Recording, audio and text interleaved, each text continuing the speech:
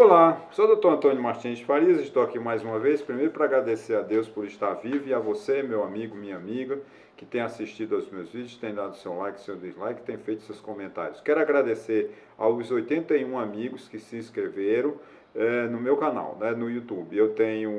Pena que eu não tenho como ver todos quais são, né, mas vai aqui o meu sincero abraço e meus sinceros agradecimentos a vocês que têm me dado essa força.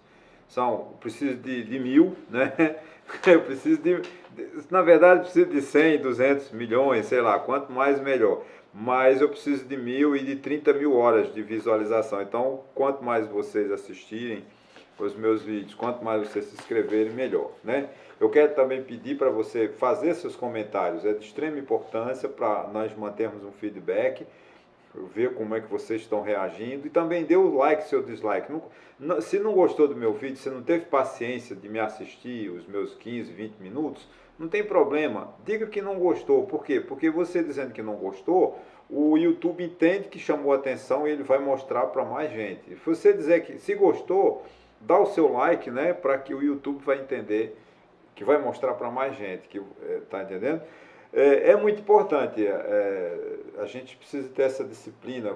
Você não gasta um minuto, um segundo para dar o seu like ou 5 minutos para fazer seus comentários. Ah, Antônio, eu não sei escrever. Sabe, qualquer coisa eu entendo, desde que seja entendido, tá certo. Não existe erro em português. Existe a vontade. Se você transmitiu a mensagem, eu consegui entender, é uma linguagem e a gente tem que respeitar, ok? Não tem essa, não, eu não sei português, não. Claro, não estou defendendo que você não estude português, não, tá? Todos nós temos o dever, a obrigação de estudar a nossa língua. Agora, se você não teve a oportunidade, não sabe ler, não sabe escrever, não se acanhe. Escreva do jeito que você entender e passe para mim a mensagem que eu entendendo, está tudo certo, ok? Não vou fazer nenhum reparo e nem lhe criticar por isso, tá bom? Bom, gente, há algumas semanas eu tenho pensado e às vezes eu fico horas, né, antes de dormir, pensando no que eu vou fazer no vídeo, próximo vídeo, e tenho mexido nas minhas memórias fazer um trabalho sobre Lula e Bolsonaro, porque existe muito de igualdade entre eles, né? Essa imagem de fundo, quando a gente olha essa imagem de fundo, a gente encontra entre Lula e Bolsonaro muita semelhança, muita igualdade, muita vontade, né, de permanecer no poder, ganhar, né, viver, né, e é isso que eles mais não pensam no país. O projeto de Lula, o projeto de Bolsonaro não é um projeto para o Brasil, é um projeto para o grupinho dele, né, para a família Bolsonaro e para os amigos de Lula, né? Vamos lá. É claro que parece uma crítica, mas não é. Eu vou fazer um pequeno histórico, né, de Lula e de Bolsonaro e vou chegar à conclusão com vocês que realmente eles se parecem muito. Vamos lá, como todo mundo sabe, né, Lula surgiu do final da década de 60, ou até na metade da década de 70, porque até então era proibido manifestação política por causa da ditadura, né, militar, que se instaurou no Brasil de 64 a 85. Mas Lula, na década de 70, na década de 80, ele já vem como uma liderança política expressiva, né, dizendo-se sindicalista, dizendo-se representante do trabalhador, e que nunca foi, né? Lula sempre só pensou nele, só pensou no grupo dele. O Lula nunca foi um sindicalista que defendesse o trabalhador, ele estava defendendo sempre os interesses dele. O Lula foi sempre contra o Brasil, por exemplo, nós vivemos na década de 80, 84, o movimento pelas diretas. Ele não aceitou o resultado do colégio eleitoral, votou contra, né, a eleição de Tancredo Neves, dia 15 de janeiro de 85, o PT foi contra. O PT foi contra os planos de estabilização econômica do governo Sarney. Ele boicotou com toda a sua força política, que era bem forte, não é como o PT. O PT hoje está muito fragilizado, mas naquele tempo o PT era forte, tinha grandes lideranças, né? E Lula sempre boicotou o plano cruzado. Eu não estou aqui defendendo o plano cruzado, mas foi uma realidade. Lula boicotou depois tivemos o Plano Real com o governador, já no governo de Itamar Franco, o Lula foi contra. O Lula foi absolutamente contra o processo de constituinte, ele não quis a Constituição que nós temos, ele não respeita a nossa Constituição, porque não é uma criação do PT, apesar dele ter sido constituinte, ele se recusou a aceitar essa Constituição, né? E tudo o Lula só pensa nele. O Lula não se alia a um grupo político para dizer, vamos pensar no Brasil. É sempre a partir de um PT, ele inventa que o PT, o Partido dos Trabalhadores, é uma moleta, né, para Lula se pendurar e se sustentar e encher o ego pessoal do presidente Lula. Ele não pensa no país, numa nação, né? Ele sempre acaba manifestando a vontade dele, a vontade pessoal dele, né? Ele é contra a Constituinte, repito, depois ele tem o governo dele, não foi um governo tão bom, aparecem umas mentiras, né, muito fortes, que Lula foi um bom governo para os pobres, não foi. Aparece uma mentira muito grande de que Lula pagou a dívida externa, que é uma mentira. O que Lula pagou foi talvez alguns débitos do que o Brasil deve à ONU, porque é sócio, o Brasil é sócio da ONU, ele tem que contribuir. É como você, que é presidente de uma associação de moradores, o FMI o quê? É uma associação de países que pagam por ano X quantia. E o Brasil estava atrasado durante muitos anos e o Lula pagou essa dívida, voltou, porque se passa muito tempo sem, por exemplo, se o Brasil não pagar a ONU, o Brasil se não pagar, a partir acho que 2024, 2025, ele não vai poder votar, porque como ele é devedor, quanto mais ele não vai poder participar, ele vai participar das reuniões, mas não pode votar.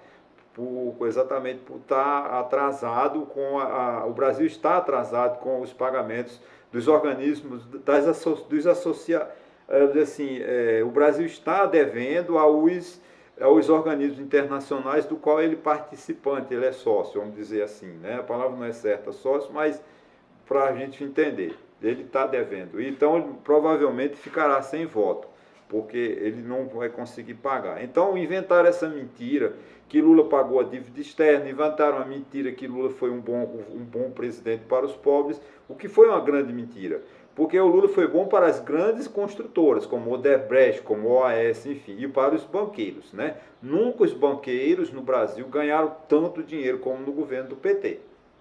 Né? Isso é uma realidade. Agora, essa imagem não se passa para o pobre. Se passa que o governo Lula criou o Bolsa Família, tudo bem, mas isso não é nada perto dos bilhões que ele deu para os banqueiros, dos bilhões, né, que o governo Dilma Rousseff deu de incentivo para as montadoras de veículo aqui. Ela acho que dava por ano 14 ou 15 bilhões de dólares, né, para essas montadoras, que aliás é uma coisa que sempre tem que se discutir, essa questão da renúncia fiscal, né, que isso dá um vídeo para outro vídeo, falar sobre renúncia fiscal. O Brasil perde bilhões de dólares, o Brasil perde por ano, dispensa, não é perder, ele dispensa de cobrar, dispensa de receber em torno de 350, 400 bilhões de reais por ano, para setores, né, empresariais que não querem pagar imposto e pedem benesses ao Estado, o Estado dá incentivo fiscal e eles acabam o produto mais caro. Né? Só um exemplo, eu não estou fazendo essa pequena digressão, mas, por exemplo, está no artigo 150 da Constituição que livros e jornais, o total, são isentos, são imunes de tributos sobre a compra do papel, né, do livro. O papel que você compra para fazer livros, jornais e revistas, é claro que está acabando, porque hoje a maioria dos livros são eletrônicos, não são tributados. E o Brasil é um dos países que mais tem livro caro. Né? Os livros no Brasil são caríssimos. E é um setor que tem um incentivo fiscal muito grande. O que está faltando, talvez, no Brasil é concorrente. Infelizmente, nossas grandes editoras estão indo à falência. Né, a maioria das livrarias estão fechando por falta de leitor, né? Isso como dizer assim, é o sinal do atraso, né, da nossa população, do povo brasileiro, que não está lendo e as livrarias e as editoras estão fechando.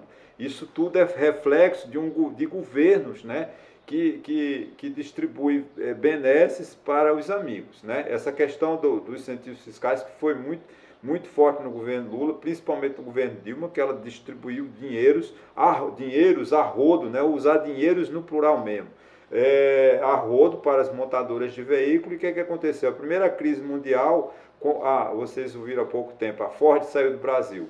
Né?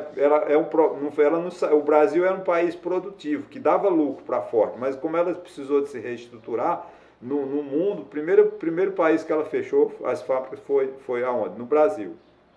Então a gente precisa revisar essa questão. Aí tá, então o governo Lula não foi esse milagre, né, que se defende, né, foi muita, eu não gosto da expressão, mas o governo do PT construiu muita fake news, que é a palavra da moda, notícias falsas. Foi um governo de muita mentira. Né? E agora eu entrando em Jair Bolsonaro, porque eu quero fechar para encerrar, o governo Lula sempre pensa nele. O PT não quer saber do outro, o PT não quer saber do Brasil, o PT quer se manter no poder. O programa do PT é a ganância pelo poder, ele quer governar eternamente. Né? Aí vem Jair Bolsonaro também me surge, foi um militar, né? Acho que ele é de São Paulo, mas fez carreira no Rio de Janeiro. Ele foi expulso do Exército por incompetência e também por rebeldia, né, por indisciplina, teve preso e fizeram um conchavo no final da ditadura militar e aposentaram ele como capitão. E ele saiu, né, do Exército, foi para o Rio de Janeiro, se candidatou a vereador, sempre defendendo a agressão da polícia, sempre defendendo que mata o ladrão, que o ladrão tem que morrer, que tem que ter pena de morte, que é contra os homossexuais, que ele enfim, o Jair Bolsonaro sempre pensa nele, como assim o PT.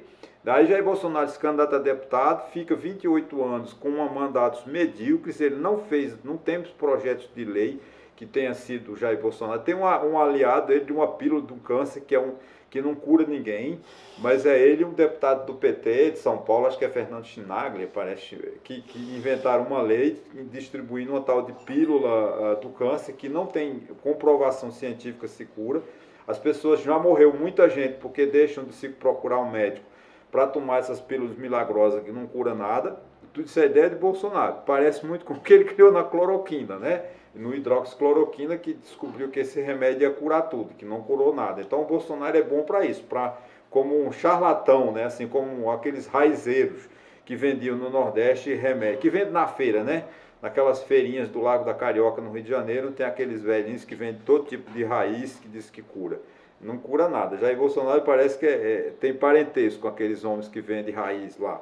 E Jair Bolsonaro se notabiliza por uma coisa, ele é um sindicalista que defende a família dos militares, porque como no Rio de Janeiro, por ter sido a capital do Império, depois foi a capital da República, tem uma grande concentração de militares, acho que as Forças Armadas, acho que os 60%, 40%, não tem ideia, tá? Eu acho que 60% dos militares, eles estão no Rio de Janeiro. Porque o Rio de Janeiro tem os quartéis antigos, tem o Ministério da Guerra, tem a área de Marechal Hermes, enfim, o que tem no Rio de Janeiro é a área militar. Então, o Bolsonaro sempre teve voto da área militar, porque ele era o representante dos interesses dos militares em Brasília. Então, para isso, Bolsonaro foi bom. Ele foi bom para os militares. Bolsonaro é uma pessoa muito egoísta, uma pessoa muito arrogante, uma pessoa que só pensa no poder. Você vê agora, né? Ele tomou posse dia 1º de janeiro de 2019 e está em reeleição até hoje. E vai ser candidato à reeleição. Então você vê que o PT de Lula e o PSPL de Bolsonaro se assemelham, tem muita semelhança, porque os dois têm uma similitude, os dois têm uma igualdade interessante. Né? Claro, um de extrema, eu não chamo Lula de esquerda, porque Lula é mais de centro, porque Lula é amigo dos empresários, o Lula é amigo dos banqueiros, o Lula não é amigo do trabalhador, o Lula sempre está ao lado de quem tem muito dinheiro, porque ele é ganancioso, ele quer dinheiro para ele quer o poder para ele, né? Com José Dirceu e sua turma. Assim é Bolsonaro. Bolsonaro quer o poder a qualquer custo para proteger os filhos dele, aqueles 4 filhos que ele tem lá, e ele quer porque quer o poder. O Bolsonaro tem uma ganância, né, pela tortura, né? O ídolo dele é um dos maiores torturadores. A história reserva ao brilhante Ustra, que acho que é um coronel da polícia, não sei se no exército da Polícia Militar de São Paulo, que foi um dos maiores torturadores e é o ídolo de Bolsonaro. Eu acho muito estranho Bolsonaro usar a Bíblia como uma carro-chefe de sua campanha e apoiar um ditador, né? E tudo, Bolsonaro, com o gesto de Bolsonaro é sempre com a arma de fogo. Bolsonaro é contra o pobre, ele quer que todo pobre que furta uma laranja para comer uma banana na feira seja morto com a pena de morte. Mas, no entanto, ele usa essa coisa do mito, né, do misticismo, quer dar ao Bolsonaro uma espécie de messias. Não é. Bolsonaro, assim como Lula, não são messias. Eles são pessoas que têm interesses pessoais, que são arrogantes e querem o poder para eles. Entendeu? O Lula, por exemplo, sempre foi uma pessoa que apoiou as ditaduras latino-americanas, como Cuba, né, Cuba, a Venezuela, sempre teve amigo, né? Nós demos a Bolívia 4 ou 5 bilhões de dólares de uma refinaria que a Petrobras tinha lá na Bolívia, e quando o Evo Morales resolveu nacionalizar, como ele era amigo de Lula, Lula não moveu uma palha. E demos de graça, né, para a Bolívia 4, 5 bilhões de dólares.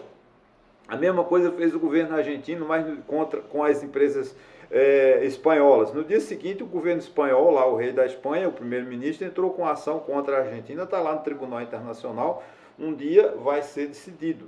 Só que contra a Bolívia não tem, porque simplesmente o Lula doou, né, 4 ou 5 bilhões de dólares, porque ele sempre teve esse apoio, né, para Cuba, para a Bolívia, para a Venezuela, para grandes ditadores. E na América Central também, né, América Central, ele também é Nicarágua, que são ditadores, e Lula sempre foi defensor deles. Então, são duas pessoas nos extremos, mas que têm uma similitude. Gostam do poder, gostam de ganhar dinheiro e defendem regimes ditatoriais. Infelizmente, é uma realidade que a gente tem que conviver. Ambos, tanto Lula quanto Bolsonaro, que venham a vencer a eleição, porque a decisão é sua, é você, eleitor, que vai decidir, não sou eu, nem estou induzindo você a votar em ninguém. Não estamos fazendo nada, nenhum presta. Os dois são péssimos para o país. Os dois são arrogantes, os dois são egoístas e vão levar o Brasil para um buraco. Não adianta o Lula, que disse que governou bem lá nos anos 90, nos anos 2000, o Brasil não é o Brasil de Lula. O Lula envelheceu, o Lula está ultrapassado, assim como Bolsonaro. É uma pessoa medíocre, uma pessoa com pouca inteligência e que vai levar, infelizmente, o Brasil ao buraco. É essa onde eu achei essas igualdades. Eles são iguais na arrogância, na ganância, e são iguais também em levar o país para o buraco, porque os dois governando vai ser um desastre de qualquer jeito, ok? Muito obrigado, até a próxima.